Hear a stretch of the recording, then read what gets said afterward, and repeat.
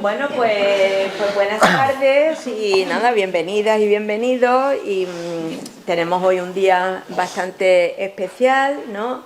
De todas formas, yo voy a empezar con un par de informaciones de tipo práctico, porque nuestra querida tesorera, que ha sido, sí, ¿no? Que ha sido un poquito abducida por el espíritu del sheriff de Nottingham, quiere cobrar la cuota.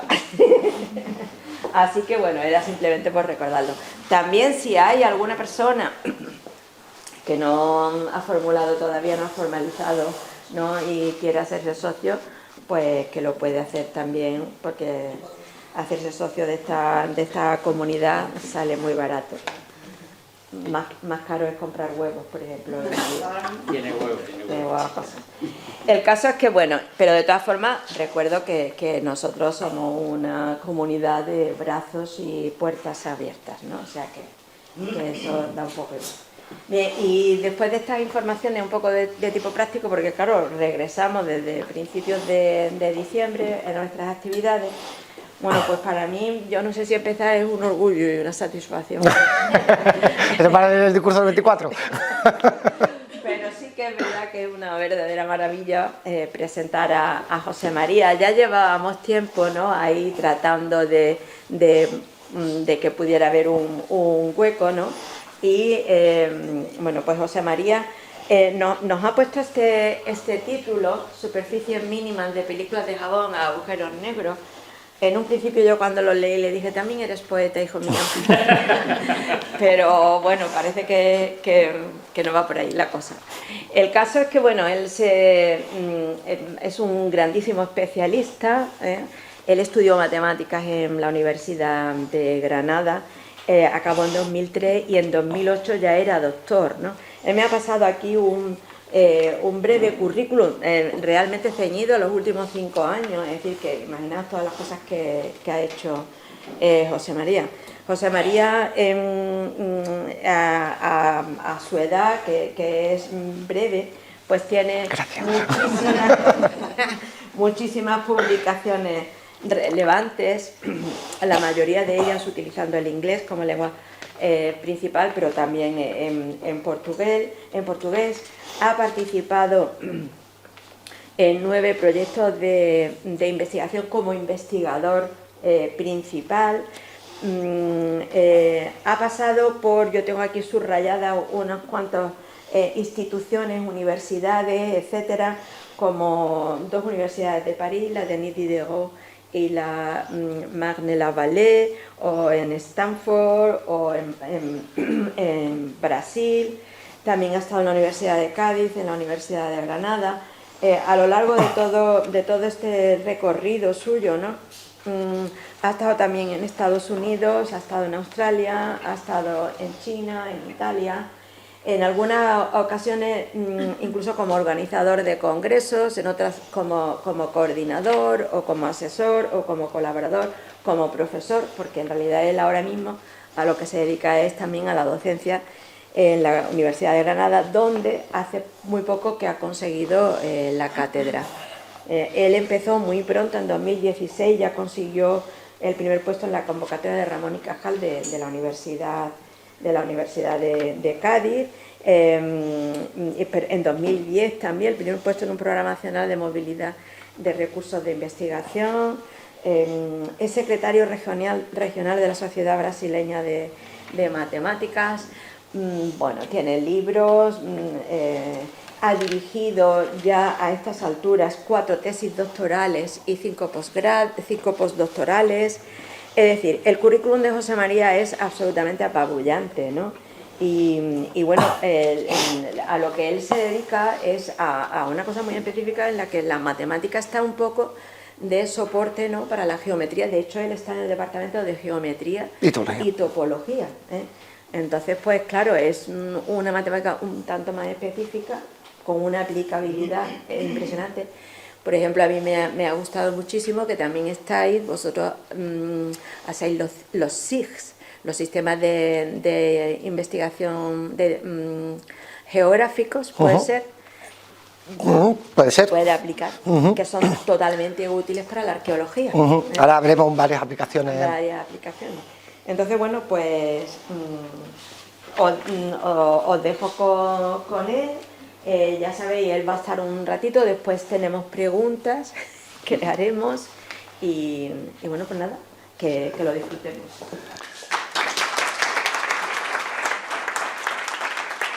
Muchas gracias, Margarita. Para mí es un honor, es decir, estoy en mi pueblo y entonces la verdad es que esta es una de las charlas más complicadas que voy a dar en mi vida porque hay muchas caras conocidas y hay mucha maldad en esta sala.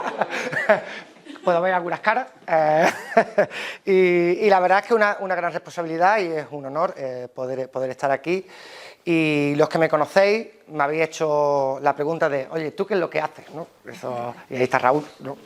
Y voy a intentar explicarte qué es lo que hago, literalmente. Ese es uno de los objetivos de esta charla. La he querido basar en una parte de mi investigación, que son las superficies mínimas, que son lo que siempre os digo cuando estéis hablando conmigo, esas pompas de jabón, vamos a ver cómo aparecen. Y además, cómo se relacionan con otras áreas, como puede ser la arquitectura o puede ser la inteligencia artificial. ¿Vale?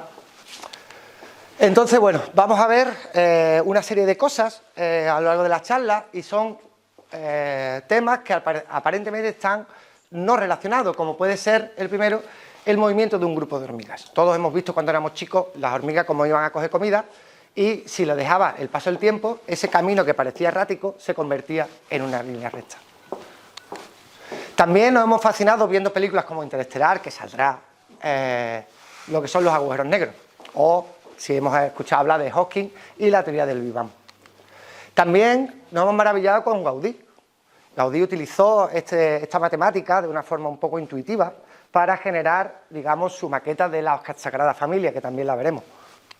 Y un ejemplo mucho más reciente, que es el que utilizamos la mayoría a día de hoy, es el de la inteligencia artificial. Cómo una inteligencia artificial obtiene una respuesta o nos da una respuesta. Entonces, claro, todos estos 4 temas que acabo de decir aquí, que tiene que ver con pompas de jabón, ¿no? Porque pompas de jabón era con lo que hacíamos nosotros cuando éramos niños. Hacer unas pompitas de jabón, unas películas de jabón y todo esto. Pero una pregunta aún más profunda es, ¿qué tiene todo esto que ver con las matemáticas? Todos estos conceptos. Entonces, lo que quiero hacer a lo largo de la charla es conduciros a través de un solo principio, ¿vale? Que es el principio de mínima energía. Porque todos estos conceptos están relacionados bajo este principio. Y este es un principio más filosófico y que después la matemática y la física lo ha adaptado, ¿no? Y lo podemos traducir en esta frase de Leibniz, que es muy buena, que dice que la naturaleza es económica en todas sus acciones. Todo lo que vemos que hace la naturaleza intenta minimizar o maximizar algún tipo de energía, ¿vale? Las abejas cuando hacen sus panales de la mejor forma posible, las hormigas cuando buscan comida lo hacen en la trayectoria mínima y todo eso es lo que rige a la naturaleza. Lo difícil es encontrar ese principio y para eso están los físicos que nos ayudan a encontrar esos principios y después nosotros los matemáticos le damos un cierto sentido abstracto. Otra forma de decir este principio de mínima energía es de la siguiente forma, por un profesor de Leon Simon, uno de mis profesores cuando estuve la primera vez allí en Stanford, que este es el fenómeno que vemos cada vez que miramos a la naturaleza, la forma de los pétalos de una rosa, o cómo se mueve, cómo se forma el cauce de un río a lo largo del tiempo. Todas esas configuraciones, las que vemos en la naturaleza, son aquellas que minimizan algún tipo de energía. Entonces vamos a intentar, os voy a explicar un ejemplo con detalle de cuál es el funcionar de energía y cuáles son esos puntos, porque no solo vamos a buscar los mínimos, vamos a buscar lo que se conocen como los puntos de equilibrio, ¿vale? Porque esta idea no es solo de la física y la matemática son las que la han tenido como abanderado, pero esta idea la sigue la economía, la sigue una empresa, lo que intenta es maximizar recursos, o cuando tengo una competición entre dos empresas, ¿vale? Que es, por ejemplo, los que hayáis visto la película de Una mente maravillosa, la teoría de Nash de puntos de equilibrio en teoría de juego. Básicamente todas esas ideas siguen el mismo principio. Minimización o encontrar puntos de equilibrio de algún tipo de energía o acción. Entonces vamos a empezar con el primer ejemplo, ¿vale? Que todos tenemos en la cabeza, que van a ser trayectorias. Dimensión 1. Vamos a empezar con dimensión 1 y vamos a ir subiendo las dimensiones. Entonces voy a poner el ejemplo básico. Y además, si yo hago esta pregunta, todo el mundo va a saber la respuesta. Si yo pinto en una pizarra, como está ahí, 2 puntos, y os digo, ¿cuál es la curva o la trayectoria que minimiza la distancia? Todo el mundo me va a decir, pues la línea recta, ¿vale? Es algo que todo el mundo tiene en la cabeza y me va a decir la línea recta. Muy bien, eso viene desde la geometría euclídea, ¿no? Se sabe que el camino que minimiza entre dos puntos es la línea recta. Pero yo como matemático quiero ver cómo puedo estudiar eso en general. Y os voy a poner 3 ejemplos del día a día, ¿vale? De donde vemos trayectorias y geodésicas, ¿vale? Yo a los caminos mínimos le llamo geodésicas y le voy a llamar geodésicas por defecto profesional, ¿vale? Por eso he puesto aquí el nombre. En 3 ejemplos, ¿vale? Diarios. El primero es una carretera, ¿vale? Una carretera, aunque no lo parezca, en verdad sigue el camino mínimo. Pero claro, ese funcional ya no es tan obvio. No es tan obvio simplemente minimizar la distancia, porque cuando un topógrafo está haciendo la carretera tiene que tener en cuenta la orografía y el coste. Porque a lo mejor esta carretera que se ve aquí, una carretera de montaña con muchas curvas y todo esto, a lo mejor sería, o sea, obviamente el camino más corto estaría atravesando la montaña, pero los costes son tan altos que eso lo tiene que tener en cuenta el topógrafo. Entonces el funcional que están minimizando, o la energía que están minimizando, es no solo la distancia, sino también la orografía y también los costes, ¿vale? Se complica y entonces lo que hacen los topógrafos es ir buscando el camino mínimo para ese funcional. Otro ejemplo, y aquí nuestro patrón nos puede hablar de él, y que nos grita mucho cuando no seguimos la geodésica, es por ejemplo cuando estamos en un barco de vela. Cuando estamos en un barco de vela, aparte, o sea, cuando yo quiero ir de un sitio a otro, yo no puedo ir, o sea, en el mar no hay problema, yo podría ir en línea recta, pero claro, ahí si voy a vela tengo 2 problemas, uno es la dirección del viento y 2 es la dirección de la marea, ¿vale? Entonces tenemos que jugar, el que minimiza la distancia, ese funcional no es solo dónde están los puntos A y B, sino también tengo que jugar con la dirección del viento y con la dirección de la marea y de la corriente. Y eso se conoce, ese es el problema de navegación de Zermelo. Y eso ya los griegos ya lo estudiaban. ¿Perdona? No, que estás viendo la foto. Ah, la foto, buena foto, mira, que está el tío. ¡José, banda! ¿Vale? Y otro ejemplo es cuando nos montamos en un avión. Ahí tenemos a la controladora de San Roque, está aquí María Ángeles.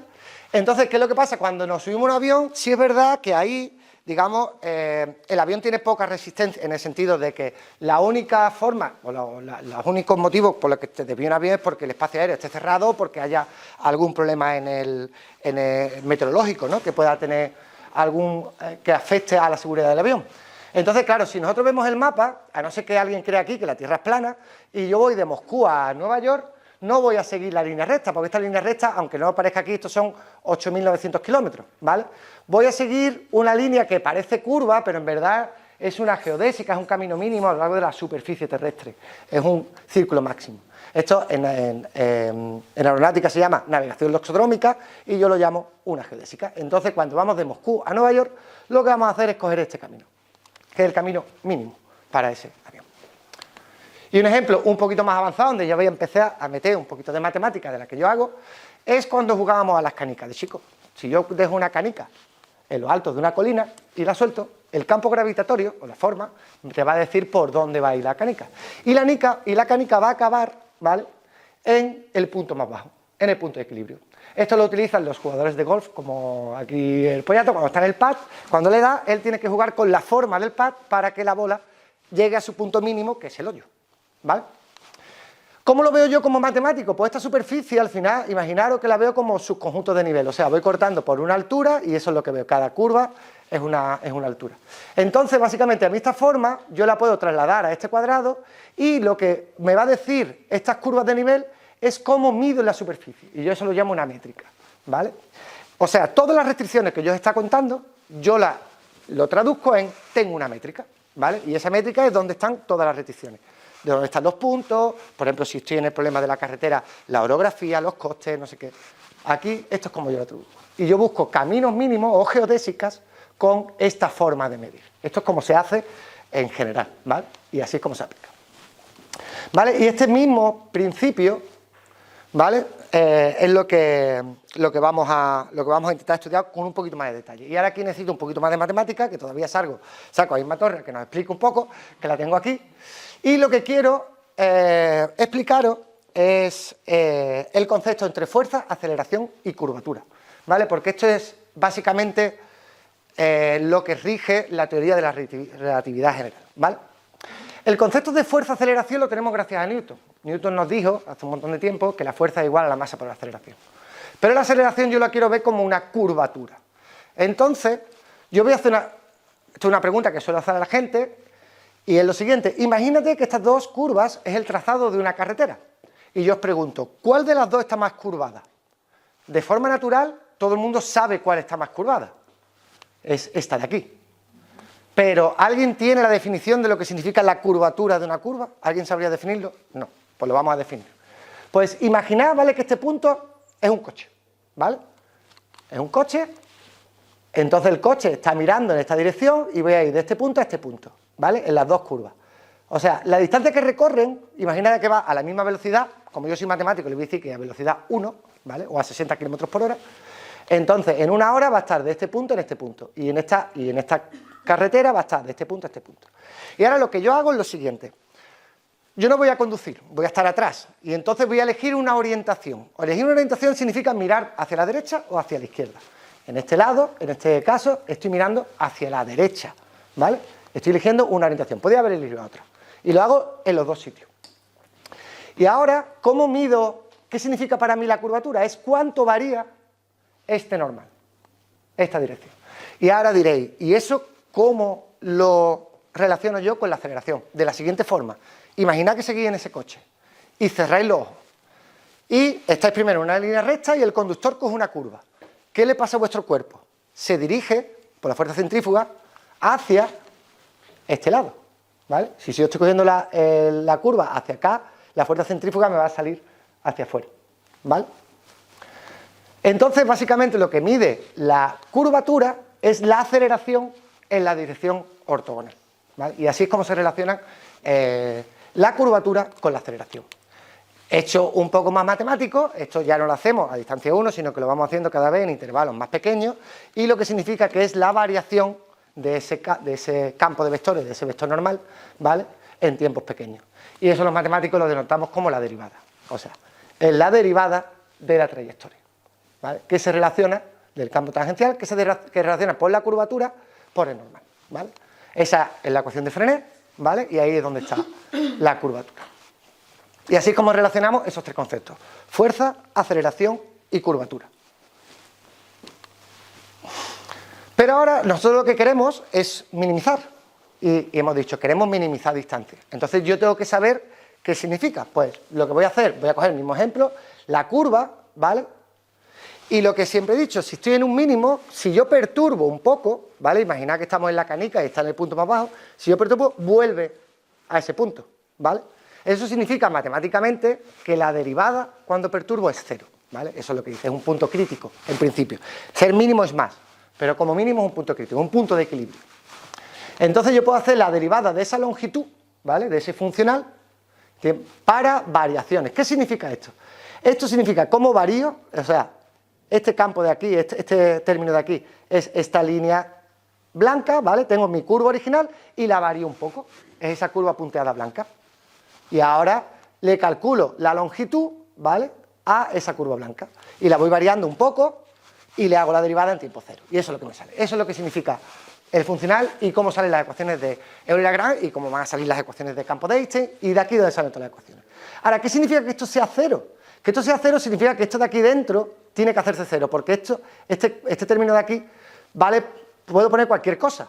Entonces lo que significa que esto sea cero es que este término de aquí, que solo depende de mi curva inicial, ¿vale?, tiene que ser cero, ¿vale?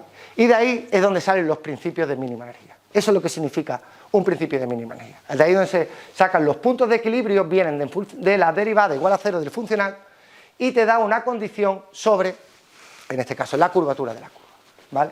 Entonces decimos, ¿cómo clasificamos? Y esto es a lo que yo me dedico el 80% del tiempo, clasificar cosas. Si tengo un punto de equilibrio de un funcional cualquiera, ¿vale?, digamos en este caso que es el funcional longitud, eso implica que la curva tiene curvatura cero. Pero ahora eso me permite clasificarla, porque si tiene curvatura cero de la ecuación anterior, me dice que este vector tangente no cambia, siempre es el mismo. Por lo tanto, puedo decir que es una línea recta. Y por eso Gracias a este principio de mínima energía podemos decir que la distancia entre dos puntos en la geometría euclídea es la línea recta. Pero tan interesante como clasificarla es construirla.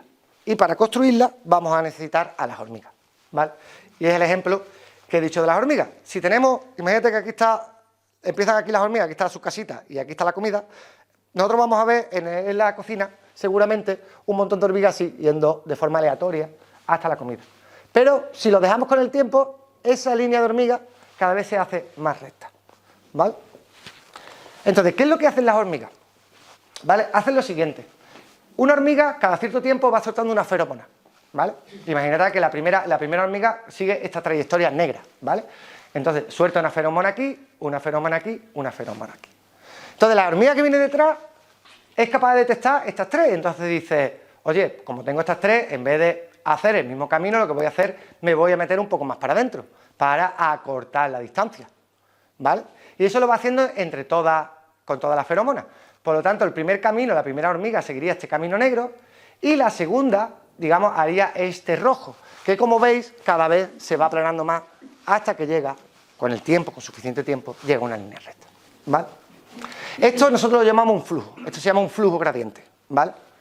Y se llama un flujo gradiente porque lo que está haciendo la hormiga de forma inconsciente es ir en la dirección, o sea, ahora esto es lo que está cambiando, ir en la dirección en la que este funcional, esta derivada es la menor posible, ¿vale? Y eso lo está haciendo de forma natural, ¿vale? Pero eso es lo que está haciendo la hormiga. Entonces, con el tiempo, este camino, digamos, poligonal de hormiga, lo va a ir haciendo cada vez más recto hasta que este funcional me llegue a la línea recta. Lo vamos a ver con superficies mínimas. Vamos a hacer un ejemplo de este funcional con un trabajo último de diciembre que hemos publicado y os lo voy a enseñar cómo se hace este tipo de cosas. ¿Por qué? Porque esto es interesante. Porque cuando yo le digo a ChatGPT, dame una respuesta, le pregunto algo, lo que hace es eso. ¿Qué es lo que pasa? ChatGPT, por lo menos el modelo 3, ¿vale? Vive en un espacio de 12.000 dimensiones, ¿vale? Y entonces, ahí se define una métrica, ¿vale? Que lo que he dicho antes, una forma de medir palabras, y lo que hace básicamente es minimizar la entropía como información, vista como información. Entonces, este es, digamos, una representación del espacio en el que vive ChatGPT de 12.000 dimensiones. Yo le hago una pregunta, que es este punto, y ahora hay un funcional, que es la entropía, y lo que va a hacer ChatGPT es irse por el camino que va a minimizar esa entropía, hasta que llega a un punto de mínimo, y esa es la respuesta que te va a dar. Después eso lo va a traducir en palabras, en texto y todo esto. Pero la matemática que hay detrás es esta, es exactamente la misma. Es la que siguen las hormigas, no hay otra. Y ahora, y que tiene todo esto que ver con pompas y películas de jabón, ¿no? Entonces la historia es interesante y empieza hace bastante tiempo, y empieza con el señor Plató. El señor Plató fue un físico belga, ¿vale? Donde él estudió un montón de cosas, superficies, pompas de jabón, bueno, películas de jabón mayormente, y óptica, ¿vale? Él, por ejemplo, fue el creador del caleidoscopio. Y muchos de sus experimentos en óptica se utilizaron para las primeras versiones de efectos especiales. Méliès, con su viaje a la Luna y todo el rollo, utilizó muchas de las ideas de óptica de Plató para crear los primeros efectos especiales de la historia, ¿vale? Pero para lo que a nosotros nos interesa, básicamente, es en superficies mínimas. Entonces lo que hizo fue coger contornos y meterlos en agua con jabón y sacarlos, y él vio, o predijo, o intuyó que esa superficie que salía era la que tenía menor área posible, ¿vale? No dio ninguna explicación, ¿vale? Pero era una intuición que él tenía, ¿vale? Creó las leyes de Plató, vio unos comportamientos que siempre tenía, y de hecho, poco después, ya los matemáticos tomamos el problema para nosotros y lo denotamos como el problema de Plató. Y obviamente tengo a mi mejor asesora, mi mejor ayudante en las conferencias, ahí haciendo pompas y películas de jabón. Entonces, para nosotros el problema de Plató es el siguiente: dado una curva, dado un contorno, ¿vale? ¿Cuál es la superficie que se apoya en ese contorno y que tiene menor área? Eso es lo que yo estudio, que son superficies mínimas. Y ahora vamos a ver el porqué. Voy a dar el porqué. Porque lo que quiero que veáis es cómo se forman, ¿vale? Primero voy a dar la interpretación física y después las matemáticas. Y vamos a empezar con las pompas de jabón. En las pompas de jabón intervienen dos fuerzas. Una es la tensión superficial, es decir, las partículas de jabón se intentan contraer, ¿vale? Y después tengo la presión, ¿vale? Que la presión, o sea, lo que está dentro, esto está con volumen, que no hace falta, ¿vale? Y la presión, que lo que intenta es expandir. Entonces, hay dos fuerzas que se pueden ver, mientras, sobre todo en las pompas grandes, ¿no? Se ve que, digamos, necesita un tiempo para estabilizar esa pompa de jabón, ¿vale? Entonces, son dos fuerzas que lo que hace que al final es que, cuando se consigue el punto de equilibrio, es que iguala en todos los puntos la presión interna con la externa. O sea, la diferencia de presiones interna y externa es igual, ¿vale? Yo eso como matemático, esa diferencia de presiones le llamo curvatura media, y a nivel matemático significa que la curvatura media, H, es constante, ¿vale? Eso es una pompa de jabón, ¿vale? ¿Y cuál es su principio variacional? El principio variacional siguiente es el contorno, o sea, la superficie que tiene menor área, porque la intenta comprimir, a un volumen cerrado. O sea, si yo te doy volumen 1 metro cúbico, la superficie que encierra ese volumen va a ser una esfera de un cierto radio y es la que tiene menor área entre todas las posibles. Eso es un teorema de Svar, ¿vale? De hace muchísimo tiempo, que ya era conocido, y entonces nos dice, y además que es lo que vemos, que las pompas de jabón son esféricas, ¿vale? Porque las pompas de jabón, esa diferencia de presión también está relacionada con la energía elástica. Y la energía elástica es lo que rige nuestras células. Nuestras células, la forma que tienen, se rigen por osmosis a través de la energía elástica. Y en nuestras células sí podemos ver otras topologías, o sea, sí podemos ver donuts. Pero vosotros nunca jamás en la vida seréis capaces de construir la forma de un donut con una pompa de jabón. Porque este teorema lo impide, literalmente. No se puede. Pero en cambio, si cambiáis la métrica, o sea, la densidad de vuestro cuerpo hace que la métrica sea diferente, sí podéis tener otra forma. Y esto va a estar relacionado con la forma de agujeros negros, también, que lo veremos un poco más adelante. Pero ahora, ¿y cómo funciona una película de jabón? Una película de jabón he dicho que es un contorno que yo meto en agua con jabón, saco y me genera. Ahí solo hay una fuerza, que es la tensión superficial. O sea, las partículas de jabón lo que intentan es atraerse. Pero claro, tiene un borde fijo al que están fijadas. Por lo tanto, lo que pasa es que con el tiempo lo que van a hacer es minimizar el área, porque no hay diferencia de presiones. Por eso su curvatura media es cero, la diferencia de presiones es cero, ¿vale? Pero lo que hace la tensión superficial, es minimizar la energía elástica, que es lo mismo que minimizar el área en este caso. Esas son las dos grandes diferencias, ¿vale? Y entonces su principio variacional es, lo puedes ver, o minimizar la energía elástica o minimizar el área, porque en estas condiciones en las que estamos viendo, uno es un múltiplo de otro, entonces minimizar uno y minimizar el otro es exactamente lo mismo. Y ahora voy a aprovechar que os he introducido el concepto de curvatura en una dimensión para hacerlo en dos dimensiones, ¿vale? Entonces imaginad que tengo una superficie, ¿vale? Que es esta cosa amarilla de aquí. Y ahora quiero darle curvatura, ¿vale? Entonces, ¿qué es lo que voy a hacer? Pues voy a coger un plano vertical y lo voy a cortar. Cuando corto un plano con mi superficie, me da una curva, que como vimos antes, yo sé ya calcular la curvatura, ¿vale? Ahora voy a coger todas las posibilidades, todos los planos que son verticales, que pasan por este eje, y voy a definir el máximo y el mínimo de las curvaturas. Y eso lo voy a llamar las curvaturas principales.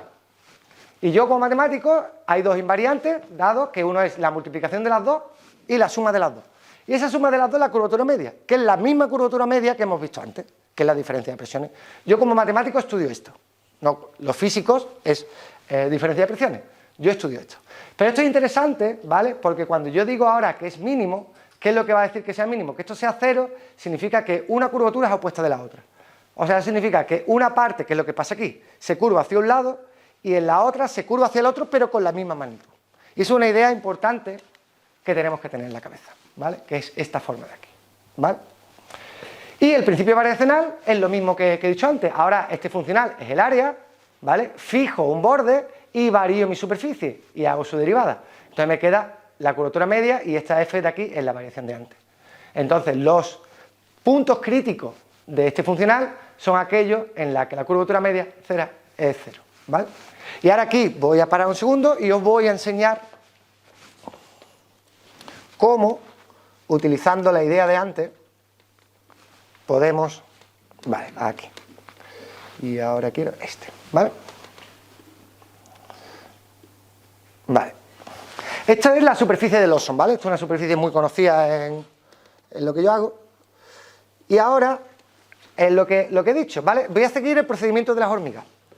Quiero minimizar la superficie que tiene el contorno que se ve aquí, que es esta curva, esta de aquí y estas dos, ¿vale? Y ahora lo que voy a hacer es por una superficie, la que yo quiera. ¿Cómo lo voy a hacer? Como voy a pegar triángulos, ¿vale? Y ahora a esos triángulos los voy a mover en la dirección donde minimice el área, ¿vale? Es un programa que es este, que es el Evolver, y entonces yo le voy a decir que lo haga, y entonces lo que va a hacer es mover la superficie en la dirección que vaya decreciendo cada vez más el área, ¿vale? Esto es un ejemplo de dimensión 2, ¿vale? De lo que hemos visto antes de las hormigas, o lo que hacen las inteligencias artificiales, ¿vale? Y este ejemplo es el que hemos estado trabajando en este último artículo, ¿vale? Que esto es una superficie, sí es verdad que esto no vive en R3, vive en otro ambiente, pero básicamente es lo mismo. Yo quiero construir una superficie, que ahora la vais a ver cómo es, entonces lo que hago, más o menos pongo la forma que yo creo que tiene que tener, y ahora, para ver realmente geométricamente cómo es, voy a utilizar este programa para ver dónde va, que es aquí, ¿vale? Cuando quiero decrecer el área. Entonces la superficie se va regularizando, cada vez se ve un poquito más bonita, un poquito más bonita, un poquito más bonita, ¿vale? Y entonces esa superficie en cada uno de los pasos va disminuyendo el área. Voy hacia uno de esos puntos críticos, ¿vale? Esta es una superficie y de hecho, visto desde otro punto de vista, es esta de aquí, ¿vale? Esta de aquí es esa superficie, esta es la superficie de Lawson de género 2, ¿vale? Y es una superficie mínima que vive en un espacio que no es el espacio euclídeo, en la esfera, ¿vale? Pero ese tipo de superficies es importante porque sí pueden vivir en nuestra sangre, sí pueden vivir en nuestro organismo, ¿vale? Y es importante saber cómo son esas superficies porque a la hora de realizar medicamentos, los puntos de simetría son los puntos por donde las enzimas y las proteínas entran dentro de las células. Entonces permiten hacer medicamentos mucho más efectivos sabiendo cómo son las superficies dentro, o sea, la forma de nuestras células dentro de nuestro cuerpo. Entonces, y ya te digo, en nuestro cuerpo solo hay como esferas, como donuts y como esto que es de género 2. No hay otro tipo de superficie. Bueno, esto es un poco un Kiss-Cat, ¿vale? Ya hemos visto lo que es el concepto de curvatura y quedaros con esta imagen dentro de las superficies mínimas, ¿vale? Una superficie mínima, digamos, se curva en dos direcciones opuestas, pero con la misma magnitud, ¿vale? Esto de aquí. ¿Por qué? Porque vamos a empezar a ver ejemplos. El primer ejemplo, digamos, se empezaron a estudiar en el siglo XVIII las superficies mínimas y se empezaron a crear, el primer ejemplo es el plano de superficie mínima y el segundo es el catenoide, ¿vale? Que es este de aquí. El catenoide es una superficie de revolución, esto es una catenaria, todo el mundo sabe lo que es una catenaria porque todo el mundo ha ido por el campo y ha visto los cables de alta tensión, ¿vale? Los cables de alta tensión son catenarias, ¿vale? Porque simplemente la única fuerza que actúa es la gravedad y lo que hace es minimizar su forma, ¿vale? Entonces el catenoide, una superficie de rotación, pero ese tipo de superficie, ¿vale? Es importante porque la utilizó Gaudí en la Sagrada Familia. Ahora después entraremos un poco más en detalle en cómo lo hizo, pero estas fueron de las primeras, esto fue de Euler de 1744. Otra es el helicoide, ¿vale? Que el helicoide también lo vemos en una escalera de caracol o lo podemos ver en la forma de nuestro ADN, ¿vale? La forma de nuestro ADN sigue la forma de un helicoide. Sigue una forma óptima, la mejor forma posible. Aquí tenéis otro ejemplo un poco más complicado. Este es interesante. Este si lo veis, digamos, si yo parto por aquí, ¿vale? Es como una especie en un cubo, tiene como 1, 2, 3, 6, con 6 circulitos, ¿vale? Y ese cubo es simétrico, o sea, lo puedo trasladar en cualquiera de las 3 dimensiones y lo voy pegando, ¿vale? Eso se llama que es una superficie triplemente periódica. Y este ejemplo me gusta particularmente mucho porque me pasó, yo cuando estuve en Stanford la primera vez, Schoen, que era mi director allí, estábamos trabajando en cosas de estas. Y me decía, yo ve a la biblioteca que hay una tesis de un estudiante de FIN y estudia eso. Y entonces fui a buscar esa tesis. Fui a la biblioteca, además a la biblioteca Hoover, la de allí, y entonces cuando la veo, lo primero que veo en la tesis es la NASA arriba, digo, hostias, digo, ¿esto qué es? Y es que, claro, o sea, la NASA tenía un problema, y que no es trivial, que es el siguiente. La NASA necesitaba construir baños, ¿vale? Porque los astronautas necesitan baños también. Pero claro, tú para los baños tienes que conectar tuberías, ¿vale? La NASA el problema que tiene es llevar cosas a la estación, en este caso a la Estación Espacial Internacional, ¿vale? Entonces llevar cosas cuanto menos pesen, menos cuesta, ¿vale? Entonces lo que es importante es que el peso sea el mínimo posible. Toda esta superficie, lo bueno que tiene, lo interesante que tiene, hay una forma de verla, que encierran el mayor volumen, o sea, si fijo un volumen, ¿vale? Si yo quiero que pase 1 metro cúbico de agua, ¿vale? Por esa conexión, ¿vale? Yo fijo ese volumen y quiero saber cuál es la mejor forma posible para conectar esas tuberías.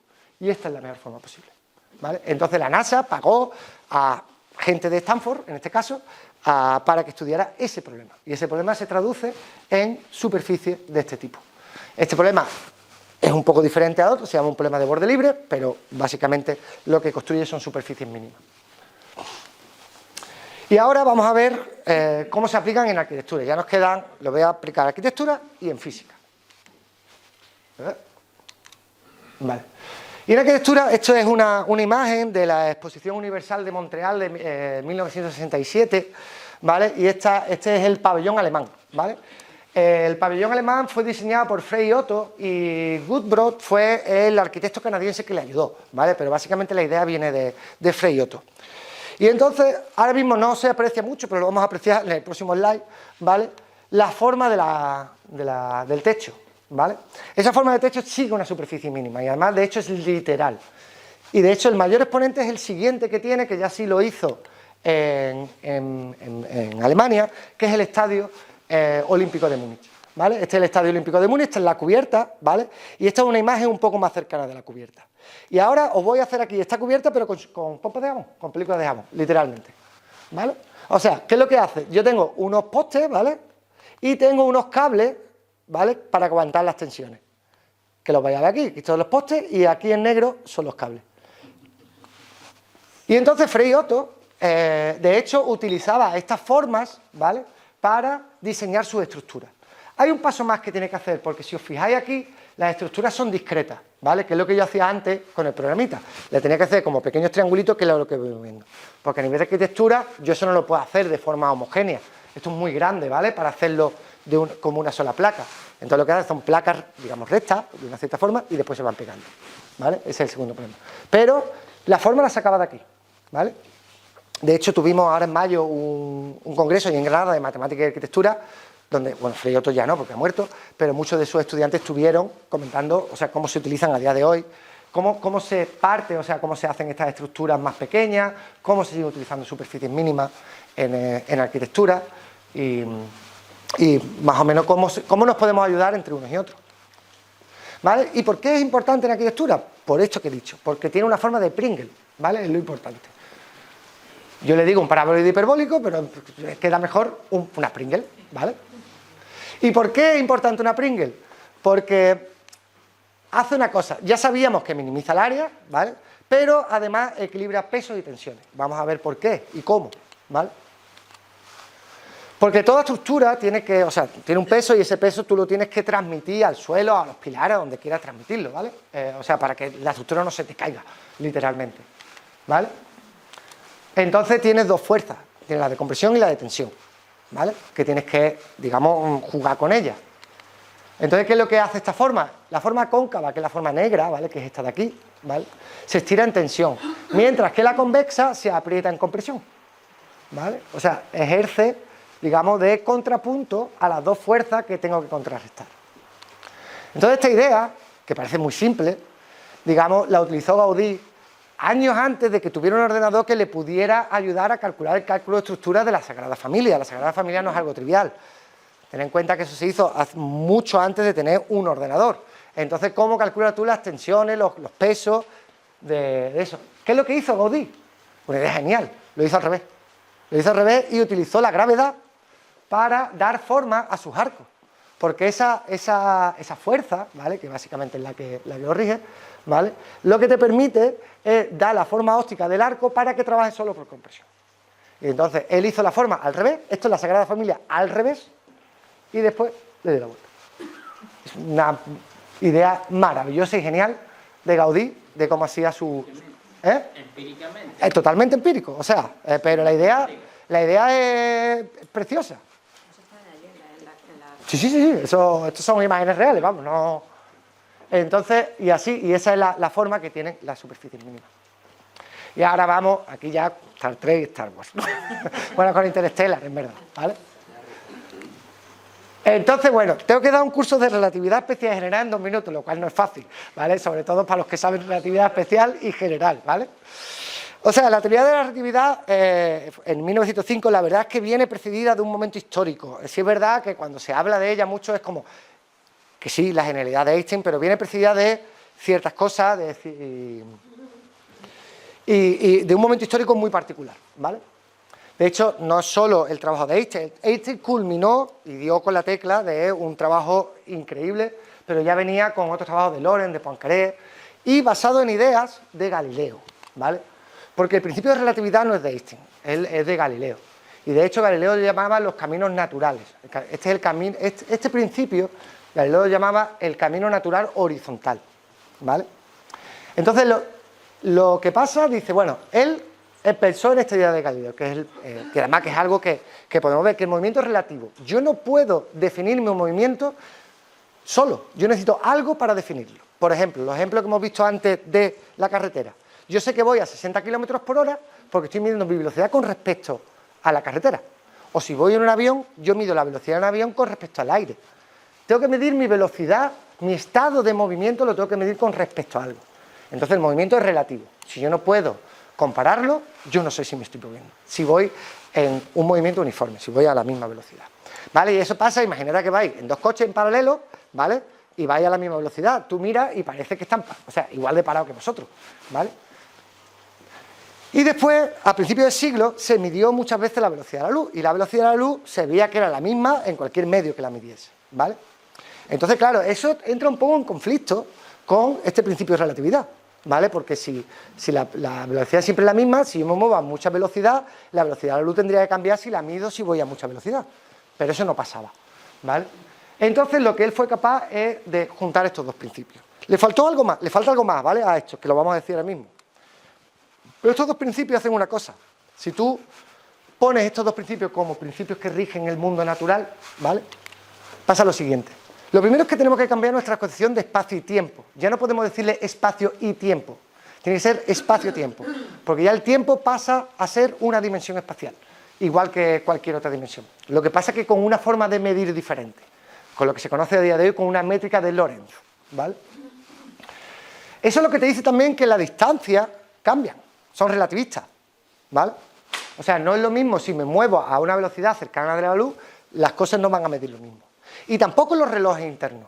Si yo me muevo muy cercano a la velocidad de la luz, mi reloj interno va a ir mucho más despacio que alguien que esté en reposo, ¿vale? Entonces, claro, estas 2 implicaciones implican que la simultaneidad es relativa. O sea, si yo hago un evento y 2 observadores lo están mirando, puede ser que para uno sea antes que para otro. Pero eso tiene un problema filosófico grande, que es la causalidad. O sea, la causalidad es que la causa precede a los efectos. Entonces, si estos 2, digamos, los principios de relatividad son ciertos, la simultaneidad derivaría en que no hay causalidad. Pero claro, eso sí es un problema filosófico grande. ¿Cómo lo resolvió? No dijo solo que la velocidad de la luz sea absoluta, sino que es la máxima. Así es como se resuelve que la causalidad no hay problema, ¿vale? Esa es la gran, o sea, que no es fácil, o sea, se dice 100 años después, claro, una vez que lo sabes es fácil, pero hacerlo en aquel momento histórico es bastante... Pero no contento con eso, él quería incluir la gravedad, pero claro, la gravedad que él conocía era la gravedad de Newton, y la gravedad de Newton, si la piensas, es instantánea, ¿vale? Es una fuerza que actúa entre dos cuerpos y actúa de forma instantánea, lo cual es imposible, porque según la relatividad nada puede viajar más rápido que la luz, ¿vale? Absolutamente nada, porque aparte de ser absoluta es la máxima. Entonces eso crea un conflicto grandísimo, ¿vale? Con la teoría de Newton. Entonces, pensando en eso, él pensó en el otro principio relativista, que es el principio de equivalencia, que también viene de Galileo, que es el camino natural vertical, ¿vale? Las palabras de Einstein son estas de aquí, ¿vale? Que básicamente lo que él con este experimento, básicamente mental, ¿no? Es lo siguiente. Si yo estoy en un ascensor y se rompe el cable, ¿vale? Y yo caigo, yo no puedo distinguir si me estoy cayendo o estoy flotando en el aire. No podría distinguirlo, es imposible. No tengo un sistema de referencia que me lo diga, ¿vale?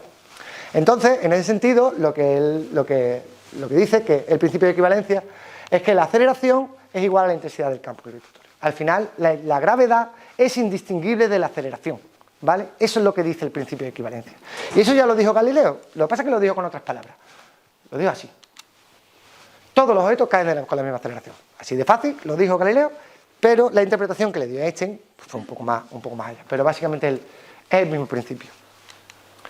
Y entonces, claro, ¿qué es lo que implica? Pues lo que acabamos de decir. Si nos dejamos caer, la gravedad desaparece, no vemos. O sea, el movimiento de caída libre implicaría para tu cuerpo, lo que tú notas es que no hay gravedad, estás como en estado de ingrávido. Y eso lo hemos sentido todos cuando fuimos al Dragon Khan, no sé si os acordáis, pero cuando estás en una montaña rusa y tiras abajo, estás en ese estado de ingravidez. O cuando el avión pierde altura, así, y dices tú, uy. Entonces, claro, estar en caída libre es equivalente a que no haya gravedad. Pero esto tiene una implicación mucho más profunda y es la última, ¿no? Que las trayectorias de los objetos, o sea, cómo se mueven los planetas, no se debe a la gravedad en sí, sino al propio espacio, ¿vale? Esa es la gran contribución de la relatividad general. Y lo vamos a ver un poco más en detalle. ¿Por qué? Porque hemos visto ahora mismo el principio de equivalencia, lo que nos dice que la gravedad es aceleración, pero ya habíamos visto antes que la aceleración es curvatura. Por lo tanto, la gravitación es geometría. Curvatura, geometría, o sea, es cómo está curvado el espacio-tiempo. La gravitación es cómo se curva el espacio-tiempo, ¿vale? En palabras de Young, ¿vale? Que lo dice de esta forma, dice, una vez que ya, de hecho, la relatividad general matemática es una subrama dentro de la geometría diferencial, ya no pertenece solo a la física, es literalmente una subrama porque se estudia desde un punto de vista de geometría, completamente. Entonces, de hecho, la geometría ya no es solo que ayude a la física o a la cosmología, es que de hecho es el terreno de juego de esas dos ramas. Y a ver, o sea, Yao es alguien, digamos, a tener en cuenta, porque fue uno de los que demostró, por ejemplo, el teorema de la masa positiva. Es un gran... Pero claro, hemos dicho, vale, estos son los principios, ya tenemos el marco teórico, el espacio-tiempo, cómo se curva y todo esto. Pero nos falta un principio de mínima energía, que es lo que el hilo conductor que hemos tenido a lo largo de toda esta charla. Y entonces Einstein estaba dando una charla y en esa charla estaba Hilbert. Hilbert es uno de los mayores matemáticos del siglo pasado y de hecho la matemática tal y como la conocemos hoy día es gracias a él. Él axiomatizó o digamos propuso la axiomatización de la matemática a principios del siglo XX. Y entonces en esa conferencia Einstein estaba explicando los principios de la relatividad general, pero sin dar un funcional, ¿vale? Sin dar una minimización. Y eso lo dio Hilbert, y por eso se llama la acción de Hilbert-Einstein, ¿vale? Y entonces, este sí que no lo pongo, porque este además es muy largo y grande, digamos, tiene en cuenta el campo gravitatorio, tiene en cuenta la distribución de masa. Voy a poner las ecuaciones de campo, o sea, cuáles son los puntos críticos de ese funcional, ¿vale? Que son las ecuaciones, lo que se conoce a día de hoy, las ecuaciones de campo de Einstein. Y son estas. Dice tú, y ahora os voy a explicar qué significa, ¿vale? Las ecuaciones de campo lo que te dicen es lo siguiente. Antes hemos visto la curvatura de una curva, que es una. Cuando he ido a superficie hemos visto que había dos curvaturas. Ahora estoy en un espacio, esto como mínimo tiene dimensión 4, hay varias curvaturas, ¿vale? Pues aquí lo que te dice, estos son dos tipos de curvatura. Esta se llama la curvatura de Ricci y esta es la curvatura escalar, ¿vale? Es forma de medir curvatura dentro de un espacio. Y te dice, la curvatura del espacio se relaciona con este tensor, que es la distribución de energía, es un poco más, o sea, no solo energía, es también momento, del espacio. Aquí, por ejemplo, esta es la primera formulación, aquí no está puesta la constante cosmológica, digamos, todavía no estamos hablando de universo inflacionario ni nada de eso. Y entonces, imaginaos, si en un universo no hubiese nada de energía, esto sería cero, ¿vale? Esto es algo que tú pones, digamos, mi universo es así, ¿no? Tiene esta distribución de masa. Entonces esta fórmula es preciosa, o sea, es simple, elegante y además te dice una cosa, y esta es una de las frases que más me gusta a mí de la relatividad general, que es la siguiente. Esta ecuación, las ecuaciones de campo de Einstein, se puede resumir o reducir o de una forma poética como decía. Dice, la materia le dice al espacio, o sea, la materia está aquí, ¿vale? La materia le dice al espacio-tiempo cómo curvarse, porque este tensor influye en esto, pero el espacio-tiempo le dice a la materia cómo moverse a través del funcional. ¿Vale? Entonces, en esa simple ecuación donde a un lado tengo la distribución de masas o energía y a otro la curvatura del espacio, es lo que rige nuestro universo. Todo nuestro universo. Con la gravedad. ¿Vale? Entonces, te prometí que te iba a poner una foto. De hecho, yo no conocía este cuadro un día cuando estaba allí en el Instituto de Estudios Avanzados. No sé si está en el MET permanente, pero bueno, lo vi allí en el MET. Y entonces me impresionó mucho, porque claro, yo cuando lo vi un tesseracto, vi un cubo de 4 dimensiones. Eso es una proyección de un cubo de 4 dimensiones en 3 dimensiones. Y entonces ya busqué un poco la idea de este cuadro, la historia de este cuadro. Este se conoce vulgarmente como Cristo en el hipercubo, aunque no es su nombre real, ¿vale? El Cristo de San Juan de Dios de no sé qué, o San Juan de la Cruz, me parece. Pero se conoce como Cristo en el hipercubo, ¿vale? Porque donde está crucificado es un hipercubo, es una representación tridimensional de un cubo de 4 dimensiones. Y esto, o sea, Dalí era... La relatividad general permeó mucho en la sociedad de la época, porque eran ideas muy vanguardistas, o sea, dimensiones superiores, espacio-tiempo curvo, ya no hay una distinción entre el espacio y el tiempo, y muchos artistas tomaron muchas de esas ideas, entre ellos Dalí, ¿vale? Y entonces aquí lo que representaba es esa idea de mayor dimensión asociada a la religión, ¿no? Que también es algo, la deidad está en un espacio superior al nuestro, ¿vale? Y de hecho, esta frase de Dalí, y ya te digo, esta idea de la relatividad empezaron a principios del siglo pasado, pero permearon muy, muy profundamente en la cultura de la época. ¿Vale? Pero bueno, para lo que hemos venido aquí a hablar es de agujeros negros. ¿Vale? Y los agujeros negros, de hecho, son ecuaciones, o sea, son soluciones, esos puntos críticos que he dicho, son soluciones singulares de las ecuaciones de campo de Einstein, ¿vale? Son unas soluciones raras que ni Einstein al principio creía que eso era verdad, vamos. ¿Vale? Y esta es la representación usual, ¿vale? Es como un desagüe aquí que va cayendo, ¿vale? O sea, la representación que más o menos alguna vez hemos escuchado es una estrella, ¿vale? Esto es el espacio-tiempo, esta malla. Y esta estrella, por colapso gravitatorio, o sea, la energía se va consumiendo, se va haciendo cada vez más pequeña, porque lo que genera un agujero negro no es la masa, es la densidad, ¿vale? Con la misma masa, digamos, la estrella se va haciendo más pequeña, la densidad cada vez mayor, y entonces lo que llega es a partir el espacio-tiempo, ¿vale? Eso es lo que significa una singularidad, así a grosso modo. ¿Vale? Entonces estos fueron teorizados cuando salió fueron un año después, ¿vale? La primera solución es un año después, ahora vamos a ver un poco de historia.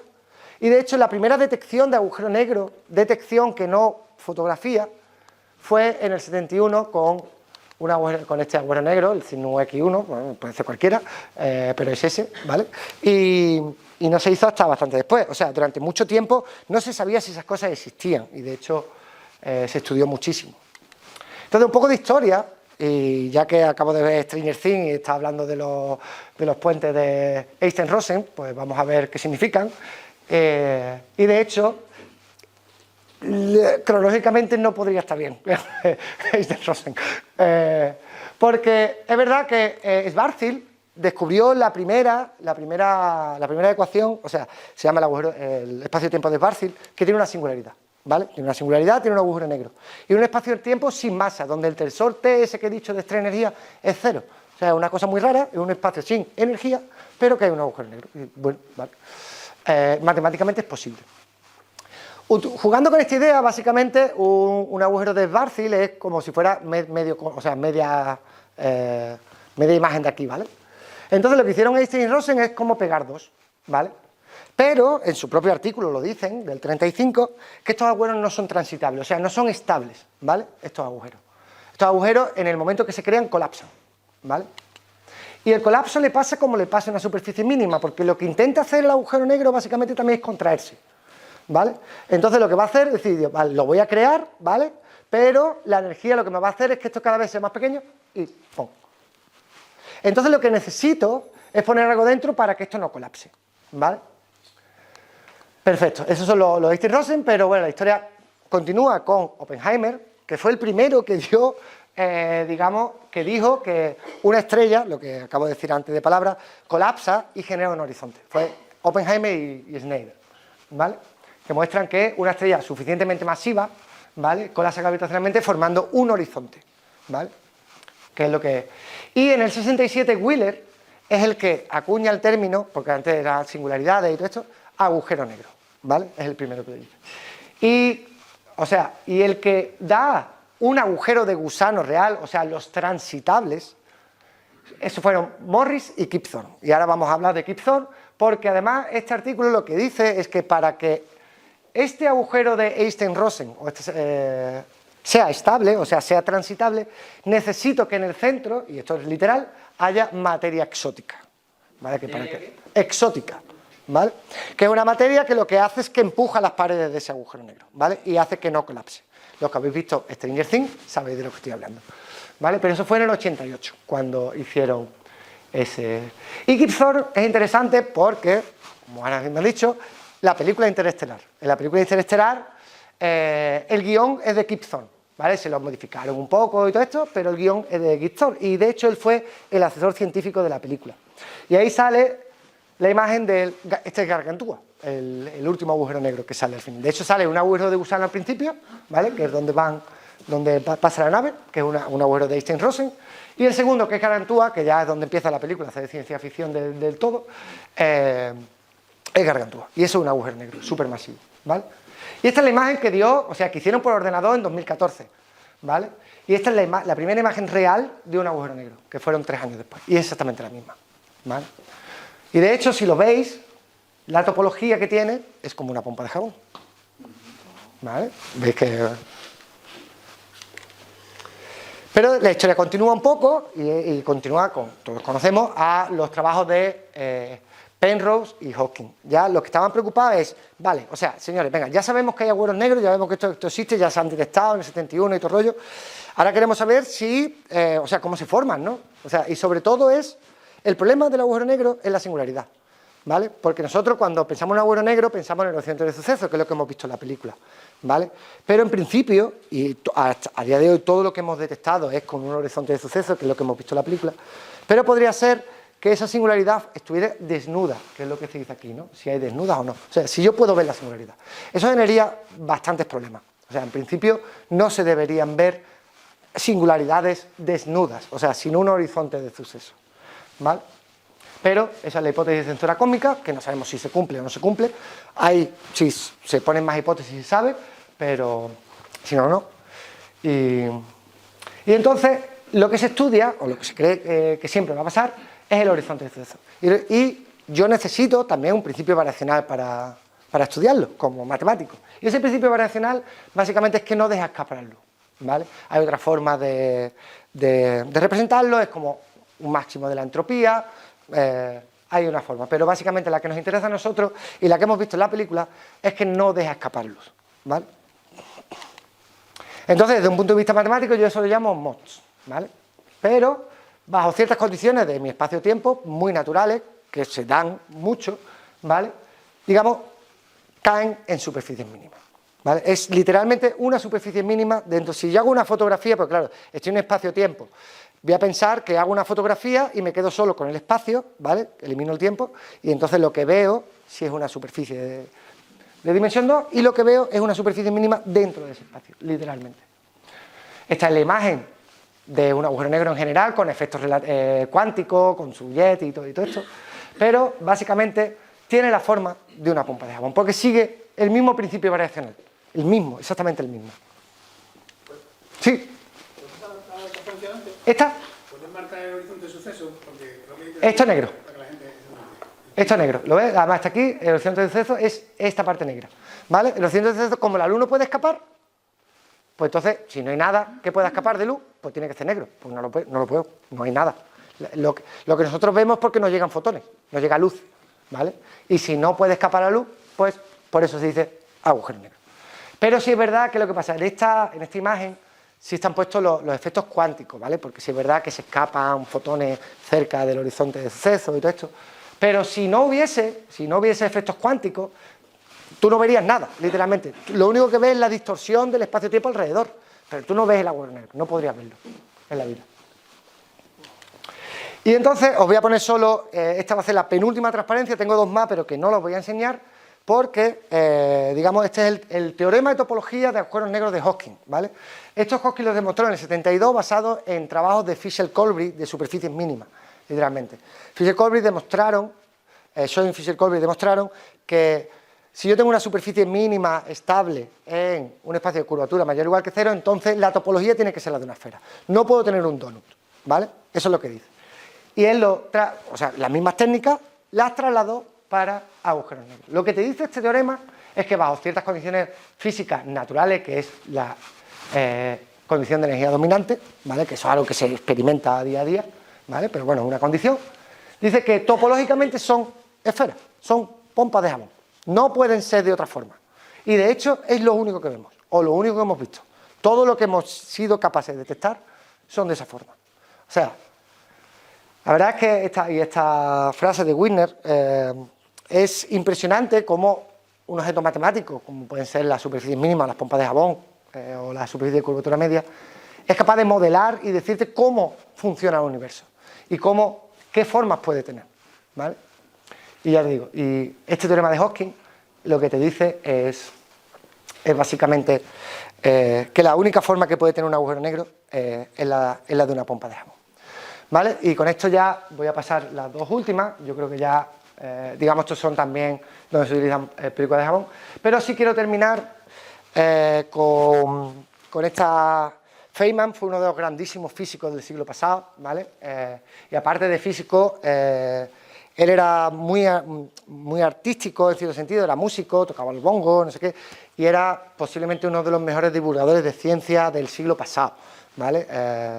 Y entonces tiene uno que, a los que me conocéis, los que me habéis preguntado y los que habéis tenido la paciencia de escucharme, siempre en algún momento he dicho que en muchos sentidos la ciencia a este nivel se parece más al arte que a ciencia en sí, ¿vale? Entonces, la ecuación de campo de Einstein, que ChatGPT me ha dicho, no ponga eso, que es una ecuación muy dura. Y yo le he dicho, no, yo la voy a poner porque me parece una ecuación, y creo que se me nota cuando hablo, tan bonita, tan elegante, que de hecho cuando estás haciendo investigación y estás con una cuenta súper larga, a lo mejor, yo qué sé, de varias páginas, y al final te sale un 3/4, tú dices, no, eso no puede estar bien. El sentido estético dentro de la ciencia rige lo que está la investigación que estás haciendo, mucho más de lo que se puede pensar cuando no la hace, o sea, es muy artístico, ¿no? Y creo que esto se resume muy bien, ¿no? Básicamente en este fragmento de Feynman, y por eso antes he ido a la casa y he ido a robar esto, ¿no? Entonces Feynman, que ya te digo que le gustaba mucho estar con artistas y todo rollo, tenía un amigo artista, y entonces un día estaba en su casa y el artista le coge una flor y la alza, ¿no? Y dice, hay que ver, vosotros los científicos, no sois capaces de observar o de ver la belleza, ¿no? que tiene una rosa, ¿no? Siempre lo vais a las fórmulas, no sé qué, no sé cuánto. Entonces, claro, Feynman se queda así y dice, bueno, a ver, la belleza que tú ves es la que yo puedo ver. Es verdad que a lo mejor tú puedes tener más sensibilidad que yo, pero esta belleza que tú estás viendo es la misma que yo puedo estar viendo. Ya depende de un poco de la sensibilidad de cada uno, pero claro, yo si cojo esta rosa yo veo más que tú, porque yo soy capaz de entender cómo se forman los colores, o por qué los colores son los que son para que vengan los insectos, o cómo se forman los pétalos, o cuáles son las simetrías de esta rosa, ¿vale? Yo no solo veo la rosa, yo veo la estructura interna que tiene esa rosa, y veo la belleza que tiene esa rosa internamente, cosa que si no tienes esa formación no puedes ver, ¿vale? Entonces, un científico no solo ve la belleza externa, sino la belleza que no se ve con los ojos, que solo se puede ver con el pensamiento, ¿vale? Y con esto termino.